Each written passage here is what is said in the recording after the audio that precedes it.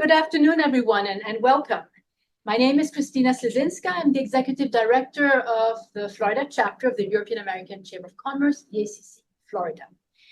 So for those who are not familiar with the ACC Florida, our mission is to create business opportunities for member companies by connecting them to our extensive transatlantic network and by providing strategic and relevant programming, one today, to executives like you.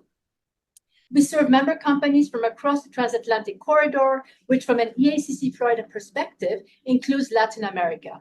And we are where Americans and Europeans connect to do business. So today is a program called AI in Business, Navigating Risk in Adopting a Powerful but Not Well Understood Technology. I would also like to thank Alan Sutton and Greenberg Traurig for welcoming us here today. Greenberg Traurig is a founding member of the ACC Florida, President Circle member, and Alan Sutton is our current and first president of this chapter. So this program today will be recorded, and it is a hybrid program, which means that we have in-person panelists, remote panelists, and in-person audience. We will be discussing one of the most burning issues, probably since the internet was invented, artificial intelligence. How are companies engaging with this new tool? What are the benefits and perceived risks? And how can these risks be mitigated in today's still fluid AI regulatory environment? We have a fantastic panel for you, a great topic, and a great audience. So this should be a fascinating and lively discussion. You have all received copies of the bios. They are in front of you. So I will be very brief in introducing our panelists. Evie Fuller is Global Policy Director at Credo AI, which is an AI governance platform that streamlines responsible AI adoption by automating AI oversight, risk mitigation, and regulatory compliance. I actually met Evie when she was working at the EU delegation in Washington, D.C. in an advisory capacity. And I remember interacting with her extensively in the organization of a two-day virtual mission to Miami of EU officials and tech advisors from 14 European countries in January of 2021. It was during the pandemic, it was all virtual, and it was an incredible experience. And the purpose of that mission was to learn about our tech ecosystem here in South Florida. And Evie joins us remotely from Washington, D.C. Say hi, Evie. Hi, everyone. Hi. Hello. Laura Juanes is a multilingual law, regulatory policy, and privacy specialist. She currently serves as Vice President, Privacy Officer at Restaurant Brands International, which is a Canadian-American company headquartered right here in Miami. That's right. And which owns restaurants that you probably heard about called Burger King, Popeyes, Tim Hortons, and Firehouse Subs, all iconic brands. Laura is from Spain. She's been living and working in Miami since 2009. That's correct. And I'm absolutely thrilled to have you on this panel today.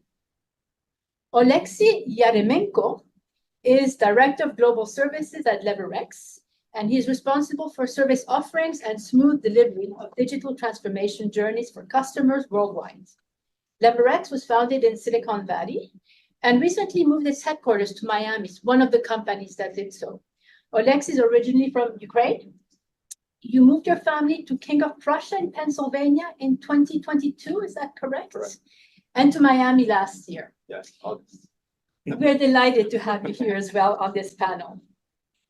And on the screen, remotely, David Zeitouni is co-chair of Greenberg Traurig's U.S. data privacy and cybersecurity practice, and he focuses on helping businesses navigate relevant legislation from a practical standpoint. He has helped hundreds of companies, large and small, in investigations initiated by the FCC and regulatory agencies around the world, as well as in class action litigation. I'm delighted to have David again on this panel. He has spoken on previous EACC Florida programs, as well as in one of our deep dive podcasts, and joined us from Denver, Colorado. And last but certainly not least, Alan Sutton is a principal shareholder of Greenberg Traurig and senior chair of the firm's global intellectual property and technology practice. He's a very experienced business lawyer with a principal focus on commercial transactions with IP and tech components, as well as privacy and cybersecurity matters. Alan is the one who initiated this program, and I'm extremely happy that he will be our moderator for today. Alan, the floor is yours. Thank you, Christina, and welcome everybody. Just by a quick show of hands among our attendees today, I want to see how many are providers of AI technology and how many are users or want to be users of AI technology. Raise your hand if you're a provider of technology. Raise your hand if you are a user of technology or want to be. Yes, we all are. We are all users. I assumed everybody would raise their hand on that one. Well, thanks for coming today. AI is as everybody knows, rapidly developing area. And what we really want to explore in this panel today are some of the, not just the benefits of AI, but in particular the risks and how to manage the risks in the current environment. So in terms of the agenda for today, we're going to talk a little bit first about the risks and benefits of AI technology, then a little bit just to help you understand the existing legal and regulatory environment for companies that plan to use AI, and I'll give you a little preview. It is a little not very highly developed at this stage and a little bit distorted, but certainly important aspects of it that you know. And in light of that sort of slightly distorted and underdeveloped legal regime at the moment, finally, what can companies do to mitigate risk? So AI is just at a very high level, I think we all understand is an emerging technology that really has great promise. It's increased in efficiency and productivity. It can automate repetitive tasks, free up human time and resources. And you see this being implemented now in sectors such as manufacturing, customer service, data processing. Improved accuracy in decision-making is another area where they play an important role. It excels at analyzing large volumes of data, uncovering patterns and insights that humans might miss. This leads to better informed decisions in fields such as finance, healthcare, marketing. It also can lead to fewer errors by learning from past mistakes. Personalization and customization is another great benefit. AI algorithms can really enhance personalized user experiences based on individual preferences and behaviors.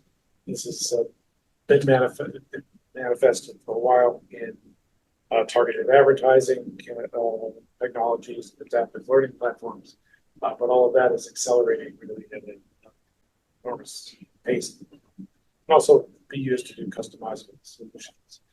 Enhanced healthcare, another area where we're seeing promise great benefits, assisting in medical diagnoses, treatment planning, drug discovery, accelerating the process of drug discovery and leading to improved patient care and personalized medicine.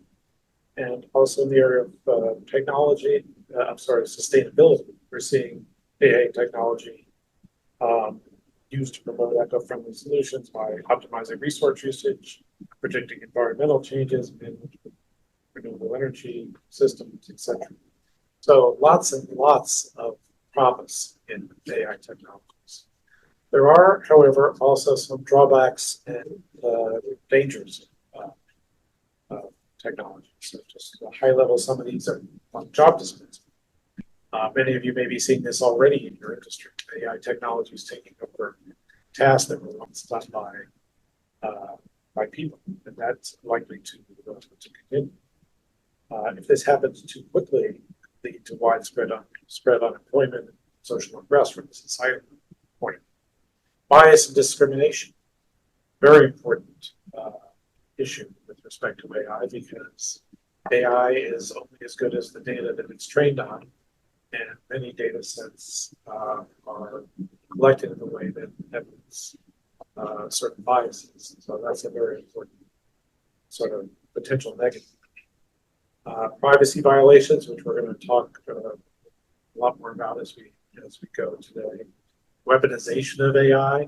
We've got now a lot of legal systems that can be empowered to make decisions without human intervention. Fairly scary notion to me. broader level, sort of general loss of control, as AI systems become more complex, it may be more difficult for humans to understand how they work. That's already sort of true. I don't know how many of you saw a few months ago the CEO of Google on 60 Minutes talking about their deployment of AI technology, talking about issues like hallucination of AI systems. And the part that I found was a little bit frightening. He conceded that they know what it does. They understand the concept of hallucination by AI systems, but they don't really understand why. So as this begins to become implemented more and more, like we see more of these phenomena where you've got providers who don't fully understand why AI does things it does. And, taken to its extreme, it can really provide an existential threat to humanity if it becomes, it's given too much control too early before we really have figured out how to address all these issues. So for those of you who want to figure out how to use AI tools, one of the most confounding issues is how do we use it responsibly and manage the liabilities for our companies as we go. And that's really what we want our main focus today to be on. Our panel will discuss the benefits and risks, and we'll discuss some strategies for managing that. Our panelists have long experience in helping clients navigate implementation of rapidly developing technologies. AI is just the latest. So let me begin by asking our panelists some examples of how they think AI can, some of the big, let's do it this way. Let's give us one big benefit and one big risk that you see go around. Okay, I'll start. Yeah, so the biggest benefit, so it can do a lot of work for you much faster with the higher accuracy. So you can save time and money at the end, right? So that's the value. It depends from case to case. So in some cases, you can get like 90% of time reduction and 99% of accuracy for some. So which could result in huge profits. So this is the big advantage. The biggest disadvantage, at some point, it's gonna take our jobs. So now we are at the very early stage. The AI is smart. It can still do some very impressive things like ChatGPT, the first experience that go write this task list or vacation plan or something. So it's nice, but it's very simple activities, right? That the cadence or the speed of change we see last 2 years, it exponentially grows, maybe in 10 years. We finally got to this super smart AI. And at that point in time, the risk they become real. We will really need to think about how we can prevent this thing from becoming the biggest threat for humanity. Right? I can't wait for it to take away my job. I would say I'm ready for it. No, I think the beauty of AI is ironically that it can help us be more human. Because to your point, it can take away everything that is mundane, that is repetitive, that we hate doing, that is repeatable, etc. It can free us to focus on strategy, on creativity, on what makes us human and differentiates us from algorithms. So I think that's the ultimate beauty and promise of it. I think one of the biggest risks is I'm going to politely disagree with the job, although I think every technology takes away jobs, right? Every since the wheel, since fire, right? Every piece of technology or innovation forces us to recycle and to adapt and to change our focus. Now we don't have to do this because we have an invention that can do it for us. So now we have to refocus and reshape. And I think with AI we're gonna have to do it much more quickly. But if you guys have you guys seen Hidden Figures, the movie? So for those of you who haven't seen it, this is a movie about the scientists at NASA in the 60s that they were the human calculators of the orbits of the NASA, the NASA spaceships. And without revealing too much of the movie, because you guys have to see it, it's a wonderful movie. One of the things that the characters realize very quickly is that they're going to be replaced by computers.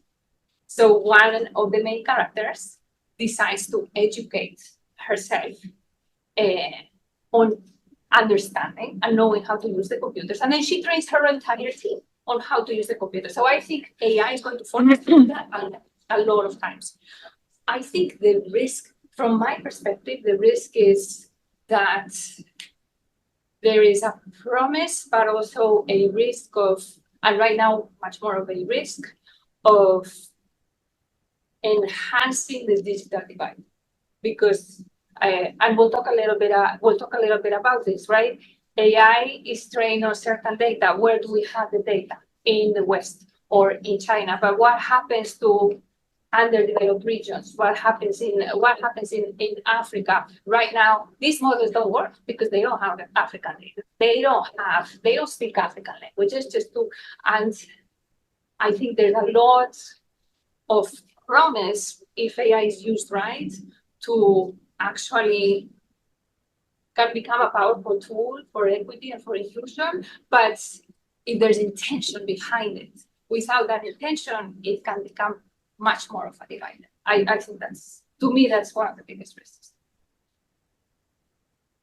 Before we move on, I just want to add one point to this job loss issue, which is, as we've seen with other technologies, it's more than just doing away with certain jobs, which in the beginning will likely overlook jobs.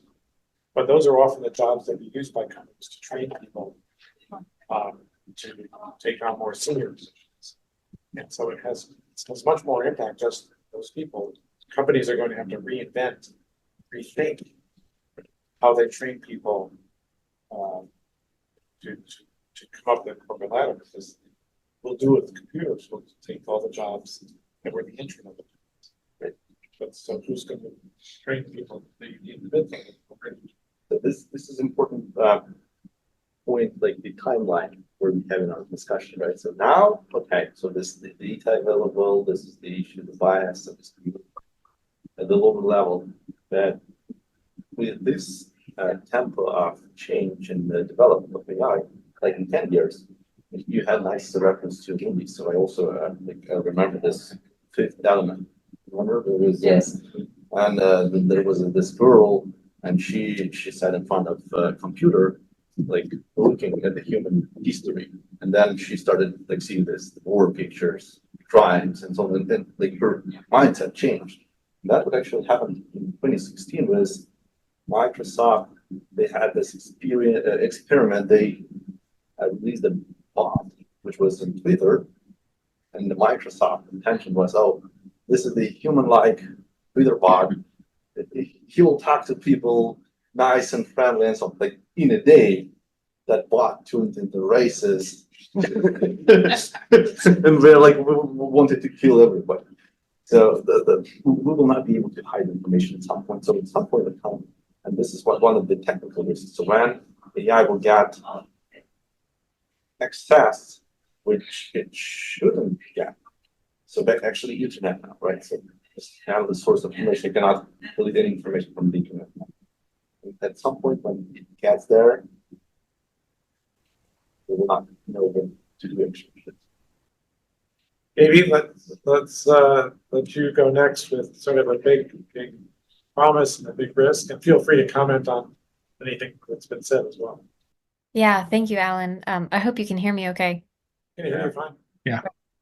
So great comments from the panel already. Of course, it's a little bit of a tough act to follow, but I would say very practically speaking, at Credo AI, we're using AI and generative AI to help write code. So with Copilot, that's been a huge efficiency increase for us, certainly helping to co-create marketing campaigns, lots of very practical uses in terms of creating content and expediting our ability to deliver, especially as a startup and a small team. So we're really seeing efficiency gains. I think another aspect that we're excited about is actually using AI to govern AI.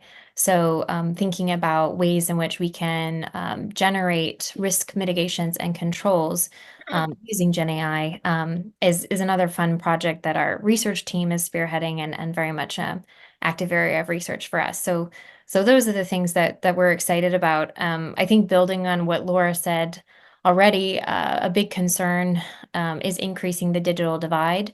And I would expand that to market consolidation and power of really a select group of companies that are able to harness these benefits. At Credo AI, we always talk about the fact that trust is actually a bigger blocker in this ecosystem than compliance. And so our biggest, or one of our biggest worries is that compliance fears or regulatory hurdles or just hesitations in using the technology will cause a massive consolidation in the market of the types of companies that are actually able to utilize the benefits. David? So we're supposed to do benefits and risks, right? So I'll start with benefits. There's an infinite number we could name. I'm actually going to just be a little contrarian and say I think the biggest benefit is the job loss issue. I think AI has the capability, and Laura, I think you were flagging this, of disrupting the economy, not harming it, but just disrupting it in the same way that the Industrial Revolution disrupted it, computers disrupted it, the internet disrupted it. And that disruption is eliminating some jobs, and there will be an elimination of some jobs and creation of new jobs and or just improving human efficiency. So, I think that's the biggest potential benefit. And like in those disruptive periods, disruption is disruption. It doesn't mean that everybody's a winner and nobody's a loser, but it does mean I think that we'll come out of this as net winners. On the risk side, again, there's so many risks to flag. I think there's two big risks. So one of the big risks, which we've already seen materialize, is kind of that deep fake, but even beyond deep fake, it's misinformation. One of the human factors that I see in all fields is people start relying on AI. I see it even among attorneys. Like a new first-year attorneys, like I did some research on AI. I said, did you check the sources? No, I don't need to. But that feeling that we can rely on the output, it's going to happen in every field. It's already happening on social media. And so things like the Cambridge Analytica scandal, right? Things like people putting out disinformation. When disinformation can be tailored to you, targeted to you, adaptive to you, it really just kind of erodes more that bedrock of what is true and what is false. And it takes us further away from the model we were, 15, 20 years ago, where we all rely on newspapers and the media and this ethics of the media, which was all about human manual confirming of sources. Completely, has that risk of eroding that so much further and saying there's going to be no manual review, no confirming of sources, and people really just kind of getting lots of information. And then the other risk I'll throw out there is, and I don't think this is going to materialize, but I think, AV, this kind of ties into the fear factor. Automated decision-making. I actually don't think a lot of companies are using currently AI for automated decision-making, right? Decide whether you get into college or decide whether you don't. Decide whether you get a job or decide whether you don't. But that's the scare factor. And people like to talk about the automated decision-making and talk about how AI is going to control it and talk about this black box. You're going to be denied a house. You're never going to know why because the computer decided you shouldn't get the house.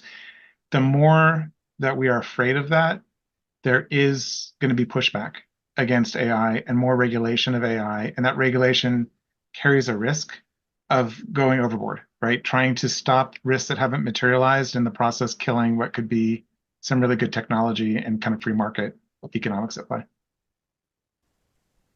Well, on that subject of more and more regulation, let's turn to the legal and regulatory environment as it sits today with respect to AI. Both at the federal level and the state level, there is no sort of overall encompassing AI type statute, but there has been a fair amount of activity at both the federal and the state level with respect to regulation. Right now, started with just its AI Bill of Rights, and most recently, just in the last couple of weeks, we've seen the FCC ban the use of AI-generated voices and robocalls. Colorado, I believe, has a statute dealing with the issue of AI in rate setting. Many states, I think there are 12 states that have enacted laws that that delegate research obligations to government organizations to become familiar with AI and understand those technologies. For at least 4 states that have enacted legislation to ensure that the design, development, and use of AI is informed by collaborative dialogue with stakeholders from a variety of disciplines. And California, Colorado, and Illinois have enacted legislation to protect individuals from discrimination, ensure that AI are designed in an equitable way. I think as time goes on, you're going to see more and more of this, and they're going to become less general with these statutes and more specific about this. David, why don't we sort of reverse the order here, and maybe you could discuss a little bit how in the important area like privacy and security, you see both new regulation coming and how old regulation may well apply to AI implementations. Sure. And that was a great lead in, Alan. When I usually speak on my own on AI about data privacy in AI or just about laws in AI, I always put up a visual that has some newspaper stories, newspaper cover articles from like 6 different newspapers. All of them have the same title, which is AI unregulated, AI gone wild, AI, what will Congress do? And so there's this myth that AI is unregulated. So I like how you led into this by saying, well, here's 20 state laws, at least just in the US. We haven't gotten into Europe. We haven't gotten into Asia. Here's 20 laws specifically that are regulating AI. And then I always step people back and saying, look, it's not like AI is coming onto the field and there's no rules on the field.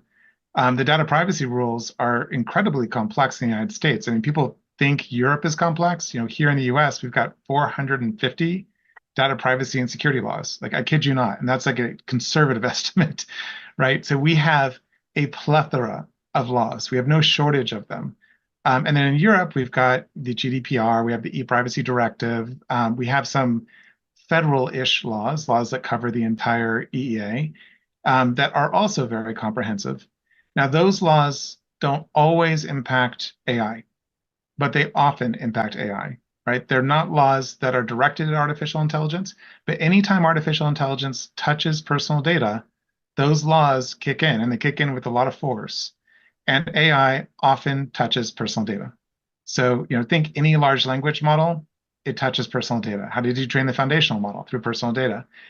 Use cases, not all use cases involve personal data, but a heck of a lot of them do. And so when companies start analyzing how they're thinking about using AI, and maybe you can talk about this more, if you're drafting code that may not be personal data, if you're going to set up AI to be a call center bot, to return emails to people, to do price discrimination issues, to do adaptive advertising, all of those will have a personal data aspect. And then we have a lot of statutes that start kicking in. So, you know, you start with this, it's not unregulated. There is a lot of regulation. It just happens to be that a lot of that regulation is coming in through the privacy laws and is hitting those AI applications that are probably most problematic, most risky, because they deal with personal data. In that sense, you know, the stuff that companies should be thinking about anytime they're going to use AI for a use case with personal data is there automated decision making? If it is it solely automated? Is the AI just kind of left to run amok and decide things? Or is it just human assisted? And then beyond that, the data that's being fed into the AI, either to train it or the data that's being fed into it as a prompt to answer something or compute something, or the data that's coming out of it as output data, what's the lawful purpose of that? You know, what is it being used for? Are you permitted to use it for that way in whichever jurisdiction we're talking about? On the training side, data minimization issues are always there. People love to throw lots of data at AIs to train them. Data privacy laws, one of the core bedrocks in many of the data privacy laws is this idea of minimization. You can't just keep everything and throw it at the system and see how it fits. You're supposed to be more circumspect about it. Transparency issues kick in through the data privacy laws, trying to tell people when their data is going to be used by an AI, used to train an AI, or used by an AI for decision making. And then data protection impact assessments. You know, one of the core pieces in the United States and in Europe is anytime there's risky processing, companies are supposed to be doing a very well-documented analysis of what the processing is, how it works, and what it may do to impact individuals. You know, companies held to that are almost forced to walk through this mental exercise of what is the AI and what can the negative repercussions be. So those are some of the issues. There's more just in the data privacy realm. Those are some of those legal regulatory issues that already impact a lot of companies that are trying to use AI. I think on the privacy, there's a lot of people talking about this because it is so widely regulated now, but there are ancillary uses like use of business information, for example, when it comes to AI. So if you are a service provider who has an obligation of confidentiality under any regulatory scheme, etc., and you start using particularly public AI tools and you could be putting your clients or your customers' confidential information out there in a way that would violate your obligations. And I think that's not getting enough thought. It's accepted. We think about it in the legal industry, but it's very highly regulated. It's true for anybody who's under a confidentiality obligation to their clients or their customers or their business partners. And Alan, just to even play on that further and to illustrate how complex this is, a lot of service providers want to use AI to improve their product and service. They want to take their clients' information. They're not trying to misuse it, but they want to pump it into the AI because when they aggregate across their clients, they've got huge quantities of information. Whether they can or whether they can't do that is governed by the data privacy laws if it's personal data. And you can get to a different outcome depending on which jurisdiction you're looking at, how those laws are written. So, you could say you might be able to do that, for example, in California and still be a service provider, or in Colorado, you probably can't do that in Europe and still be a processor under Article 28. And so trying to navigate, patchwork of laws that will never be truly unified is complex for users and particularly for service providers who are trying to leverage AI. Well, complex patchwork of laws that have to be navigated is the hallmark of the U.S. system. Europe, on the other hand, they have a tendency to want to regulate first and then figure things out later. And it so happens that Europe is, again, taking the lead on a very broad, overarching AI Act for Europe. And maybe you'd like to talk about this. Yeah, thank you, Alan. I will try to be as clear and concise as David was, but I will say the EU Act is 258 pages. And That's the summary. Yes, that is the consolidated version as of January of this year. But it has 85 articles and 9 annexes to date. So stay with me, bear with me. I will try to explain it as concisely as I can. But I think tying into what David was talking about, a lot of enterprises are familiar with a concept such as being a good steward of the data, but they may not be as familiar with how to measure something like accountability for an AI system. And when you're thinking about privacy impact assessments, I think there are new considerations, even in the United States. The Office of Management and Budget, I believe, just released a request for comment on revising privacy impact assessments to take into consideration different aspects of AI systems that should be measured for transparency, accountability, and explainability, all these new concepts that are more correlated with AI systems, even more so than the privacy ecosystem. So I think when thinking about the EU AI Act as an enterprise, it should be considered something that is going to constantly evolve, and it is going to be a continued regulatory dialogue with the market authorities in Europe who are going to enforce compliance with it. So you should be aware that it is going to change over time. There may be other high-risk scenarios that are captured that are not captured in the current text, and that's going to have to be determined through further implementing and delegating acts, which are both just different instruments that the European Union can use to continue to refine or tweak the act itself.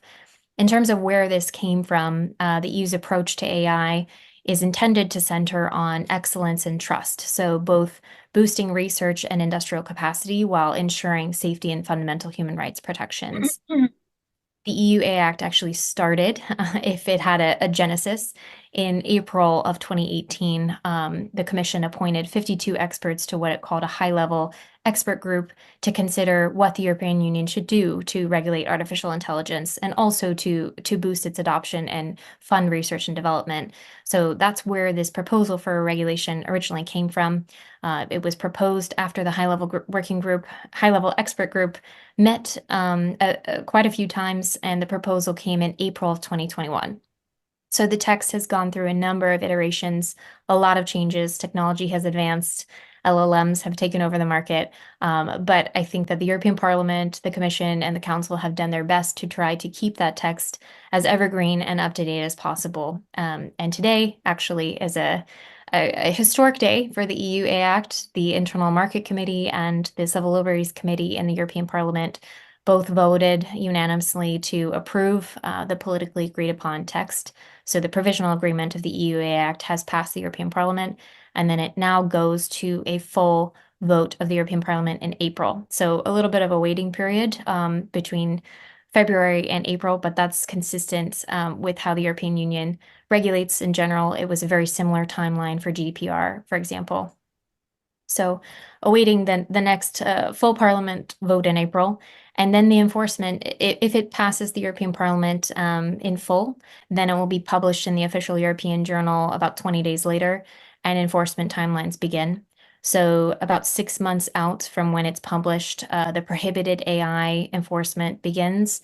12 months later, the enforcement for transparency requirements begins, and then 24 months, which is about March of 2026, the enforcement of all requirements for the EU AI Act begins. So it's a longer timeline, but I think a lot of enterprises are considering how to get prepared and how to ensure that they have a lot of the elements in place ahead of time, so that it's not a repeat experience of GDPR compliance. So in a nutshell, the definition of AI in the EU AI Act is aligned to the OECD definition. So it's very broad in scope.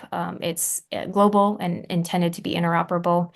There are some exemptions for national security, military, and defense, but it is a tiered risk-based approach to artificial intelligence. So there are 4 categories of risk: prohibited, high risk, limited risk, and minimal risk. And the scope is focused on providers and deployers of high-risk AI. It also includes provisions for generative AI, transparency, and disclosure requirements. So one of the biggest questions that enterprises have when they're thinking about the EU AI Act is, am I in scope, and should I care? Because it is extraterritorial, you should care. Most companies should care about the EU AI Act. Broadly speaking, any AI system that is developed by an EU provider, wherever in the world it is deployed, is going to be in scope, as well as any companies that have their system outputs being used within the EU. All of those enterprises will fall within the purview of the Act itself. So it's important to note that it's not just limited to European AI companies or companies that are headquartered in Europe. It's really about the outputs of the enterprise.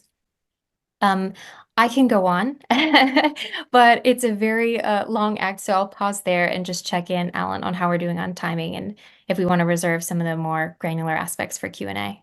Maybe we'll reserve some of the more granular aspects for Q&A, but I think one question that we'd like to know is, what are the penalties under the AI Act? Because European acts tend to describe things in percentages of worldwide turnover. It's a thing. Yep, that's a great question. So it's up to 7% of global turnover, or 35 million euros, whichever is hit first, for prohibited AI violations. Up to 3% global annual turnover, or 15 million euros, for most other violations, and up to 1.5% of global annual turnover, or 7.5 million euros, for supplying incorrect information for SMEs and startups. A lot of money. Yes. And if we look at, the Digital Services Act as an example of how the European Commission intends to enforce something like this and sort of lessons learned from GDPR enforcement, I think that the AI office within the Commission is going to take this very seriously. I think just the other day I saw news of TikTok being fined 6% of their global annual revenue because of Digital Services Act violations, which are just now coming into force. So I think there's very much precedent for these type of violation fines. Let's turn to our other panelists. think first of all, so we've talked about the US, we've talked about Europe. It's probably worthwhile mentioning that those aren't the only places on the planet. Maybe you can tell us a little bit about what's happening elsewhere. Sure. So taking on what David is saying, right? I think our first place to go is data protection laws anywhere in the world, right? And I think the experts are counting now up to 162 data protection laws. So chances are, wherever you're going to do business, there is a data protection. Chances are, since most of those data protection laws are inspired in the GDPR or are inspired in the 95 directive, they're going to have, like David was saying, a provision about automated decision making. And that is going to require you to be transparent about it, that there's that you have that you as an individual are entitled to know the logic of the process, you can request human intervention to understand what's going on.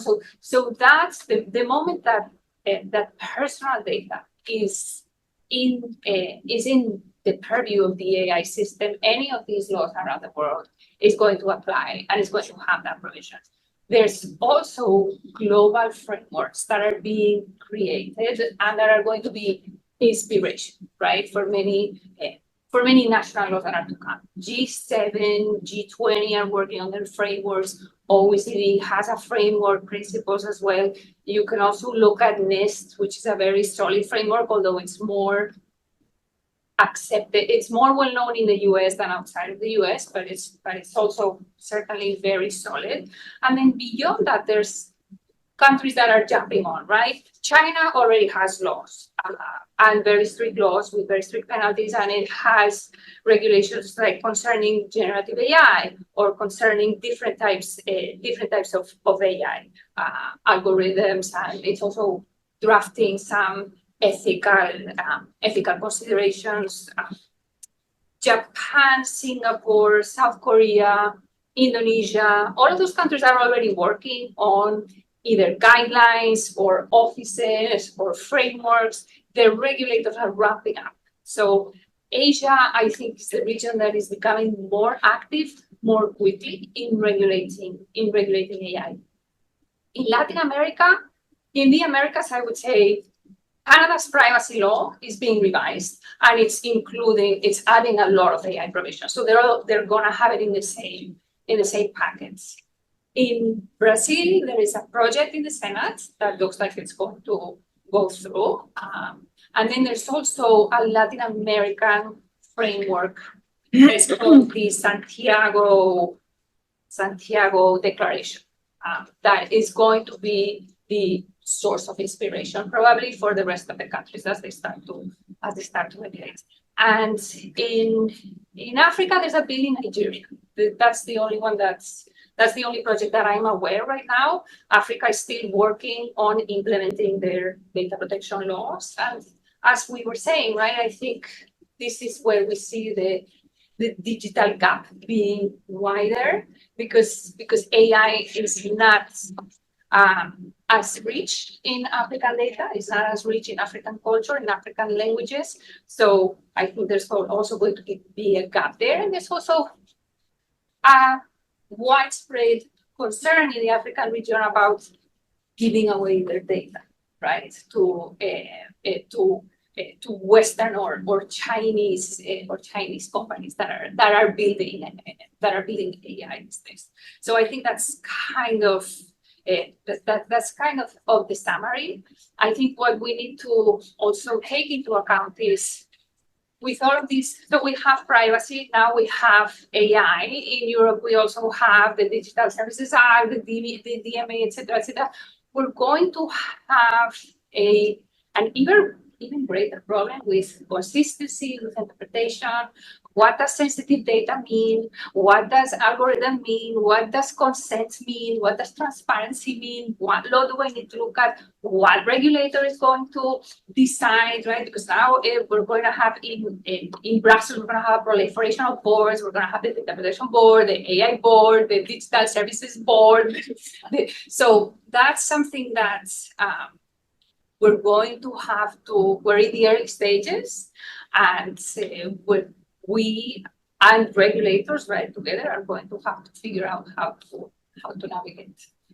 Well, now that we've established that throughout the world, we have this hodgepodge of regulations and ideas and concepts that have to be navigated. Alexi, maybe add anything you want on that subject, but let's also start to talk about what can we do as a practical matter, right? It's one thing to describe all these hodgepodges. I can a lot on the legal side of the question.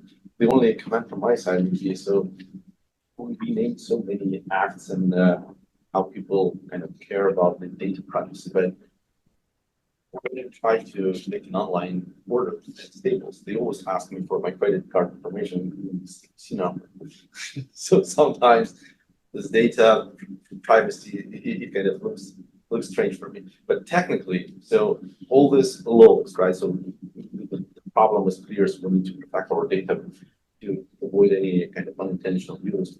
So we, as a service provider of technology services, we care about all this acts, and we're not building like our own products, which is, I think, good for us. And when we use products by like marketing vendors like AWS, Azure, and Microsoft, or Google, so those companies, they already covering the part that their platforms are compliant with all these legal requirements all over the world. So when we talk to our customers, we consider all these legal aspects of where you have your business, which data you want to use for your AI solutions. Based on this inputs, sitting with all the stakeholders, we provide the best solution and the best technology platform. Might be cloud, or even in some cases, if you want to be 100% sure that your data is secure, will not go anywhere. So you can use offline or like on-premise AI, so be completely isolated, technically integrated, access levels, with de-anonymized data where it's possible. So this solution will serve your needs. So there's like specific techniques available for each case of how you can be sure that the solution is legally compliant, the data is secure, and it's also scalable with the future. Each vendor on the market already kind of takes care of this potential partners, and we help kind of orchestrate this. Well, security is one thing, but the company still has to make decisions about what it can and can't do with its own data. And that's where AI and to depart from just the issue of data protection and security. And I think, and I'll open this up to any of the panelists to give some thoughts on, what can companies who want to adopt AI technologies in this certain environment, what are the high-level issues that need to be part of a broader strategy? And questions like how does that get decided within the company? Who should have seats at the table? So anybody have thoughts? Does anybody's company? I mean, I think nobody started from zero, right? Because I think, this is an extra layer, right, to the processes that you already have in place, where hopefully you already have privacy governance, security governance in place. It's not boring. No, it's more suspense here. That was AI turning off the lights. As an inopportune moment. Yeah, I think it's a question of layering, right? Look at the processes that you already have. Look at how you have to adapt them, how you have to tweak them, how you're going to integrate all of these requirements, transparency, explainability, etc.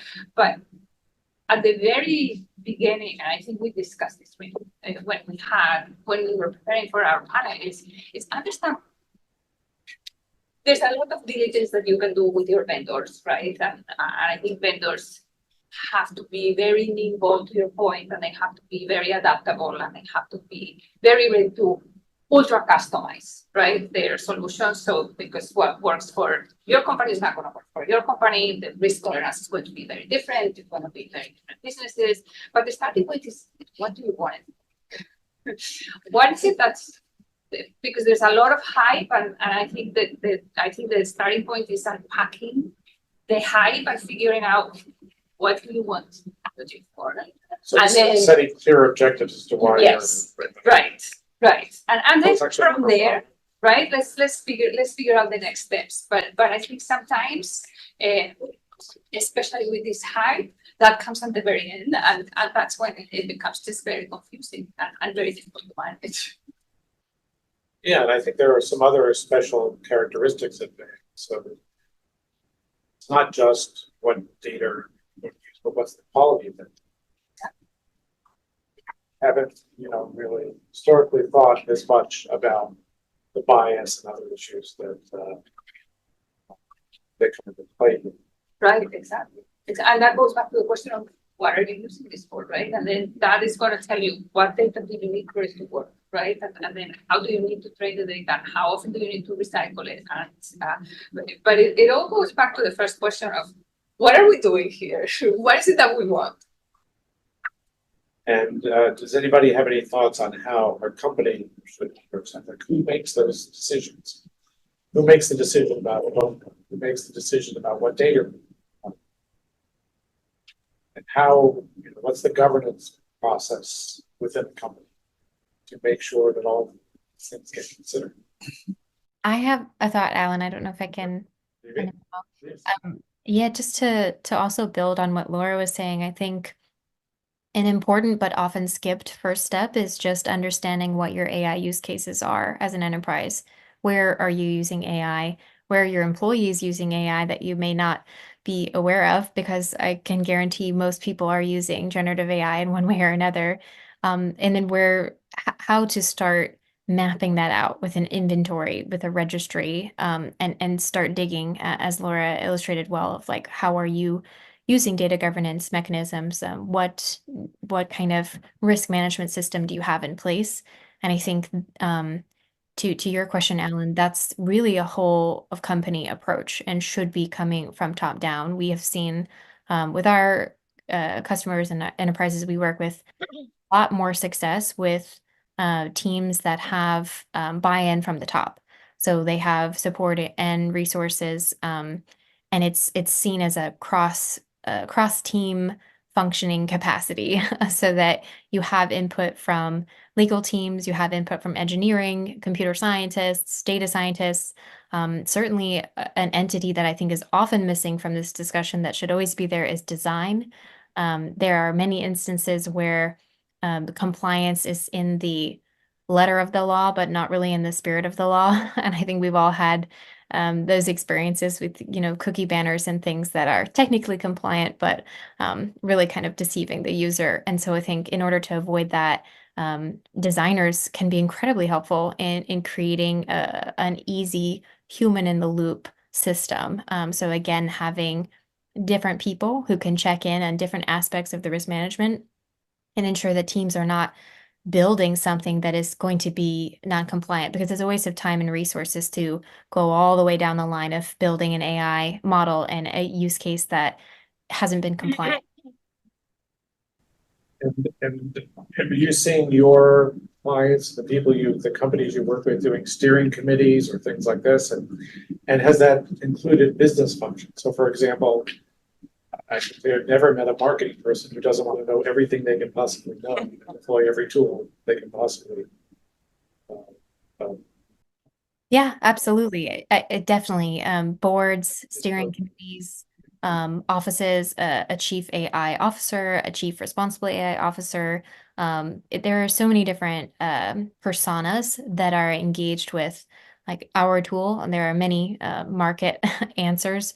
But I think what we have seen in our experience is that the more widespread the engagement is across the organization, the more you are actually servicing real risks and understanding how you're managing and mitigating those risks. And also opportunities, right? Like sharing different prompts from different teams can help improve the output of what you're using the AI for. And that's when you start to leverage it as a business, as opposed to just individuals, planning their honeymoons in their free time.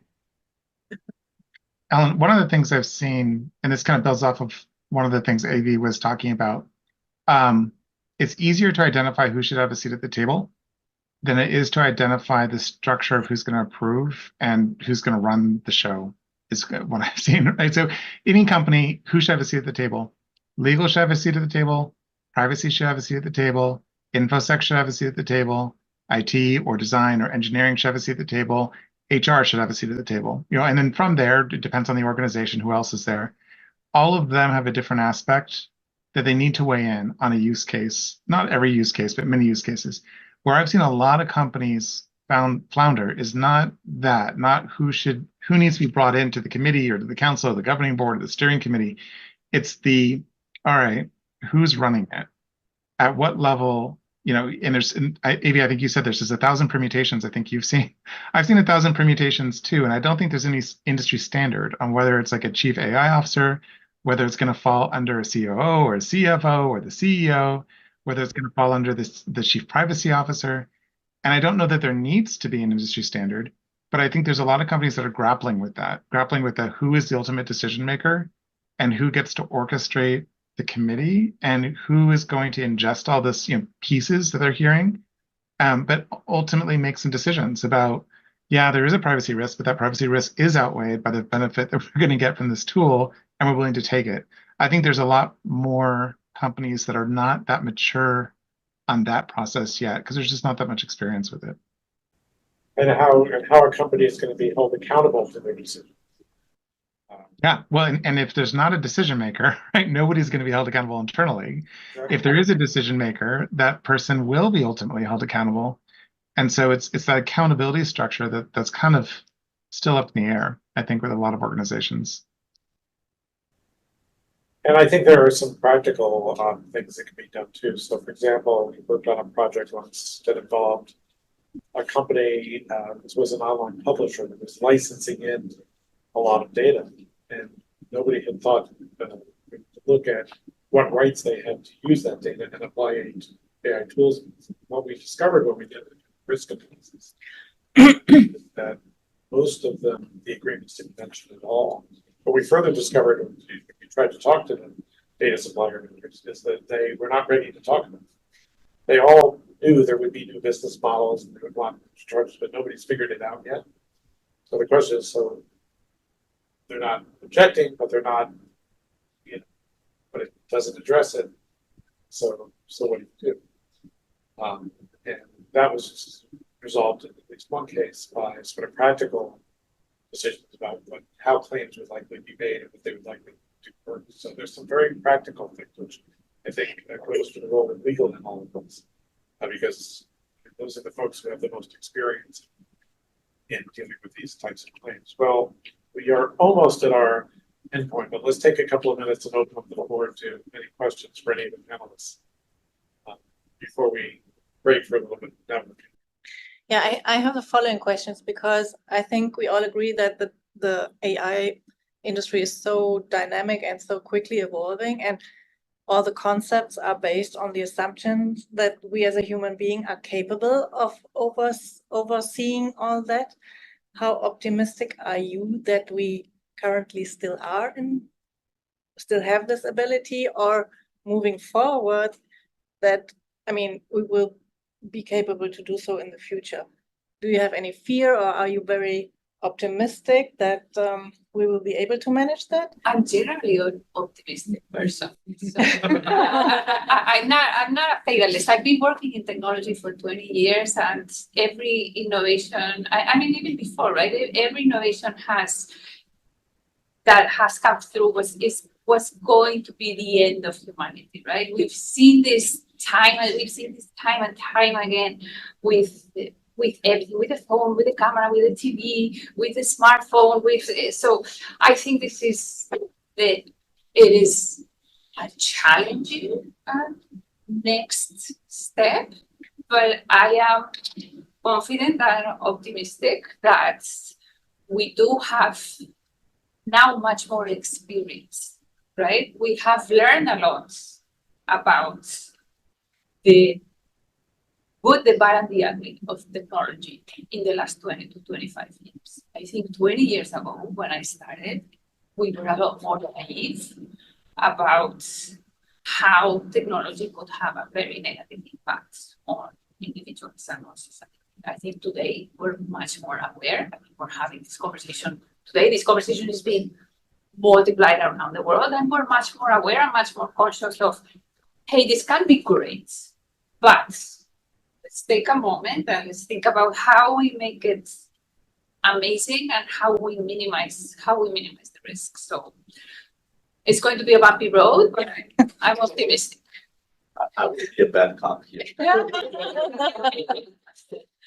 So, like we are at the beginning of new era, so we have a super powerful tool, and our intentions are only positive. Same as we had with computer systems. I remember this story is about like the greatest hacker of all times, Kevin Mitnick. He was in 80s, and he used heavily social engineering, just pulling somebody on the phone saying that he's from IT and was getting information about the credit cards. And so now we have this information, like this approach scaled. So all our data is digital, stored somewhere. We don't know who has access to it, how it will be used.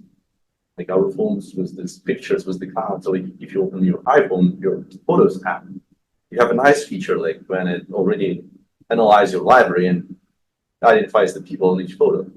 So it's comfy, nice, but it means that Apple knows whom you're like talking to, spending your time with all the objects on the photos, right? With all the information. So there is a huge like data source which build this not 360 but 720 picture of each of us. And what scares me is regulation. So we're behind the technology now. So we're trying to regulate something which is already on the market, which is growing, and people, our curiosity is still in front of our responsibility because we're trying to do something, and somehow later we'll figure out how to deal with all the things and issues we have. So I remember this nice series of when the Congress was interviewing the CEO of TikTok. So people were asking some very nice questions. So for me as a technical person, it never looked like it.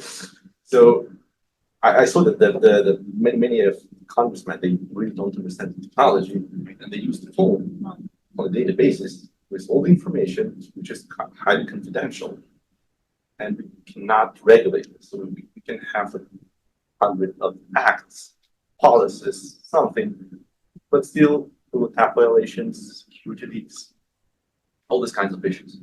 And with development of AI, so this tool, it became much more powerful each day, and the computation power rose.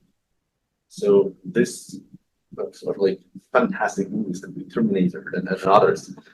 So we saw this a lot, but we really moving towards exactly that kind of thing. So it's like a deja vu. So like you saw this, and you still will be doing the same as you did or something. So this kind of what scares us. So we need to regulate this, and it's very good that we having this discussion right now at the very beginning. How we will be dealing with it. We should use this point when it goes out. Because now it's a powerful tool which could simplify our lives like on a daily basis. But with time, it will develop. And we need to be responsible enough to really like find the way to control it. But with the technology we have now, I'm quite pessimistic that we will have this magic switch at some point in time. Well, I'm somewhere in the middle. Smart. I agree. We've seen this before.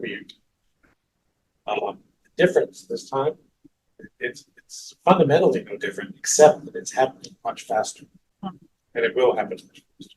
Yeah.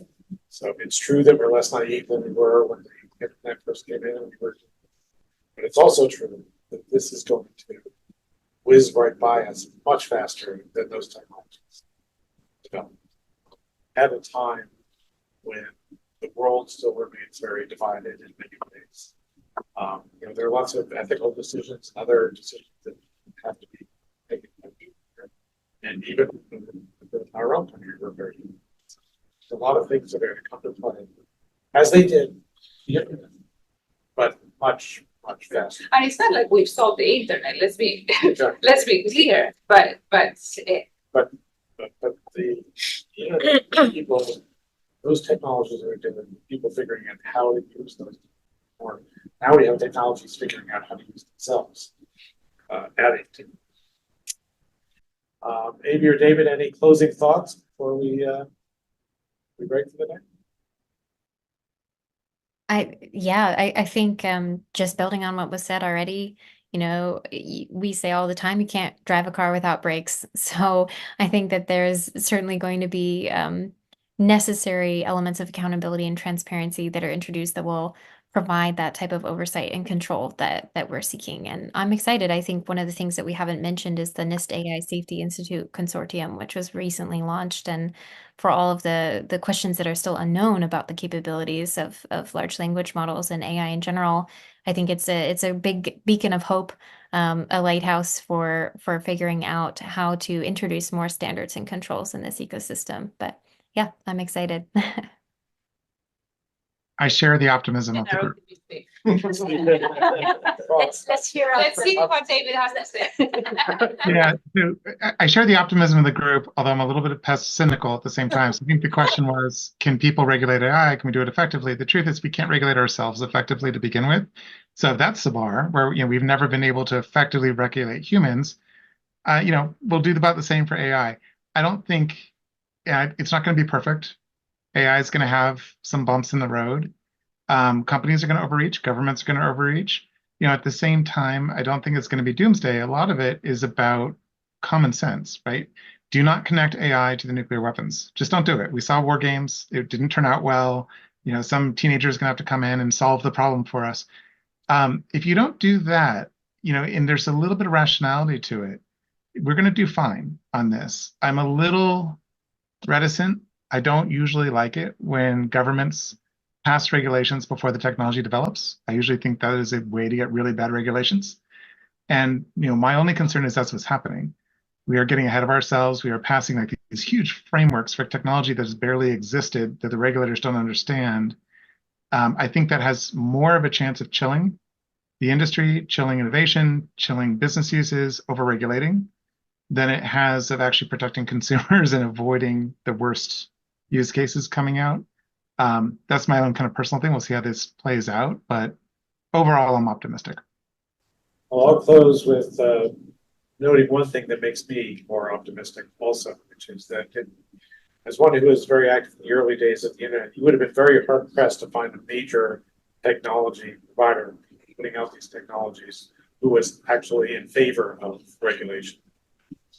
But with respect to AI, I've seen all the major saying, this is something where regulation is going to be needed. That's the first time I can recall seeing us be at a point of an inflection point like this, where you actually have all the big providers. So hopefully it's very unlikely everybody will get it all right the first time, but hopefully we'll figure it out as we go. So with that, let me thank our panel for hand it back to Christine. Great. Thank you. No, I wanted to just jump on what David says. You talked about teenagers. I have two children, young adults, one in medical school, one in film school. And, I'm an optimist too. And I really, really, really wonder what those professions, which are steeped in history. My son is fascinated about celluloid film, like what they did in the 1930s, how that is going to evolve and what their professions are going to look like once they actually start working. On that note, many thanks to our panelists, Eva, Evie, Laura, David, Oleksiy, and our moderator, Alan, for providing us with very thought-provoking insights into the state of play of AI regulation, Europe against the US, how companies are handling the transition to AI tools, and most importantly, how to manage and mitigate some of the risks associated with the adoption of AI in the still muddled AI regulatory waters. So before we go and have a glass of wine, I just wanted to remind everyone that tomorrow, we're not done with AI. We actually have a workshop which is powered by LeverX. It's from 9 to 12 at your offices. And I think there's still some spots. So if you are interested, you can still sign up on our website. There's some information on the table as well. A couple words about it. Sure. So it will be not a regular boring workshop. So it's design thinking where you kind of very involved into the process. So it's kind of gamified and moderated by certified coaches. And we will be trying actually to solve this problem, which we mentioned many times here. So where to start, right? What are we going to use AI for? So this will be kind of an overview workshop, trying to really brainstorm and come up with real idea, like real use case of how you can apply an AI to your business on the basis.